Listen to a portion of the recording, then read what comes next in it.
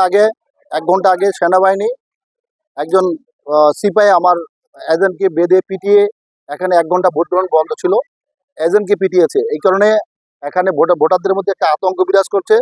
এইটার জন্য আমি সুষ্ঠুভাবে এটা দেখার জন্য আমি কর্তৃপক্ষকে অনুরোধ করব।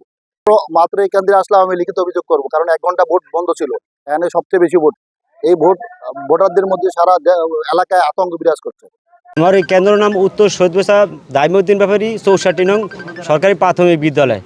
আমার এই সকাল থেকেই যে উদ্দেশ্যমূলকভাবে জামাত শিবির এই কেন্দ্রের থেকে বাইর করার মতো অসংখ্যবার চেষ্টা করছে। আমার সকাল 8:30টায় আর্মি দিয়ে ভিতর থেকে ঢাকা এনে আমাকে বলে দেওয়া হয়েছে যে তোমার বিরুদ্ধে রিপোর্ট দেওয়া হয়েছে।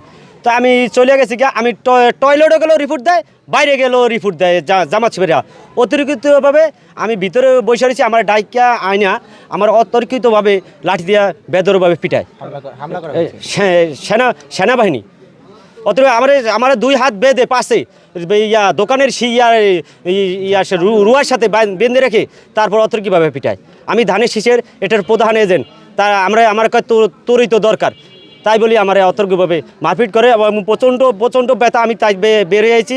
আমি এখন ডাক্তারখানায় যাব চিকিৎসা করার জন্য। আমি চাই এটা সুষ্ঠু তদন্ত হোক ও বিচার হোক। আমার নাম সুমন ব্যাপারী, উত্তর সৈয়দপুর গ্রাম ব্যাপারী বাড়ি। আর আরো 2জনকে, আমার সাথে আরো 2জনকে মারছে। একটা হলো ইব্রাহিম, আরটা হলো বাইজিৎ। বিএনপির যেই লোগো লাগাইছে, আমাদের এই লোগো দেখে বলে যে তোকে লোগো দেখে পিটাইমু। তারপর আমাদের এখান থেকে দৌড়ে দেখেছে, আমাদের বাড়ি পর্যন্ত আমাদের নিয়ে গেছে যে সেনাবাহিনী তারা কোনো কর্মী রাখতে দিবে না, আমাদের এখানে ভোট দিতে দিবে না। 1 ঘন্টা আমাদের ভোট বন্ধ ছিল। আর মূলত এই আতঙ্কর কারণে আমাদের ভোটে অনেক সমস্যা হয়েছে। একটু অসুস্থ, ব্যথায় বসতে পারতেছে না, বলছে স্যার আমি একটু ওষুধ নিয়ে আমি আসতেছি। পাও ব্যথায় হয়ে গেছে। ব্যথা এখন কীভাবে হইলো সেটা তো না, আমার তো আমার ভোট কেন্দ্রের কথা। সেনাবাহিনী কি মারলো কি না মারলো সেটা তো আমার দেখা বিষয় না, সেটা আমি দেখি নাই। হ্যাঁ, আমি দেখি নাই। না, আপনি এখান থেকে উঠায় নিয়ে গেছে, এই বিষয়টা কত? হ্যাঁ, এখান থেকে নিয়ে গেছে। এখান থেকে তারা তাকে সন্দেহ করছে, এই জন্য নিয়ে গেছে। আর্মি অফিসাররা তাকে সন্দেহ করছে, এই জন্য নিয়ে গেছে।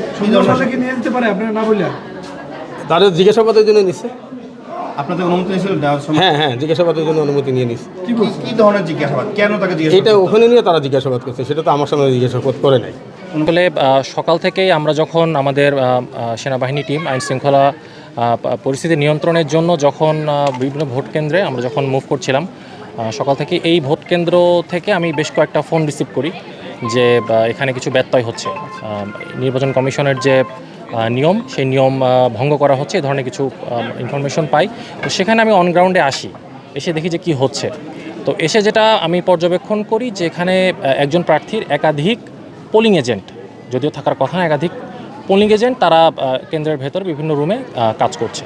এবং তাদের আইডি কার্ড যখন আমি একটু দেখাতে বললাম, তখন দেখলাম যে বিভিন্ন আইডি কার্ডে তাদের সিল তো নাই, সাইন নাই, এবং কিছু কিছু ক্ষেত্রে একটা প্রার্থীর একটা প্রতীকের নাম কেটে অন্য প্রতীকের নাম লেখা। বিষয়টি একটু সন্দেহজনক মনে হলো।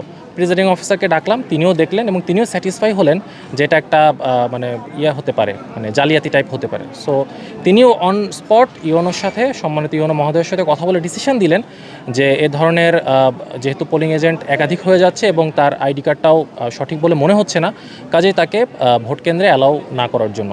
তখন এই সীমিত সময় 3-4 মিনিট বা 5 মিনিটের জন্য ভোটটা অফ ছিল। বাট এ ধরনের কোনো প্রার্থীকে মারধর করা বা তাদেরকে ডিটেইন করে কোনো ধরনের শারীরিক নির্যাতন, এই ধরনের কোনো কর্মকাণ্ড এখানে সংঘটিত হয়নি। সেক্ষেত্রে আইনি প্রক্রিয়া প্রেজাইডিং অফিসার যেভাবে বলেছে, আমরা সম্মানিত ইউনো মহোদয়কে ইনফর্ম করেছি, তিনি প্রেজাইডিং অফিসারকে বলেছেন এবং সেই পোলিং এজেন্টকে আর কেন্দ্রে এন্টার করতে দেওয়া হয়নি।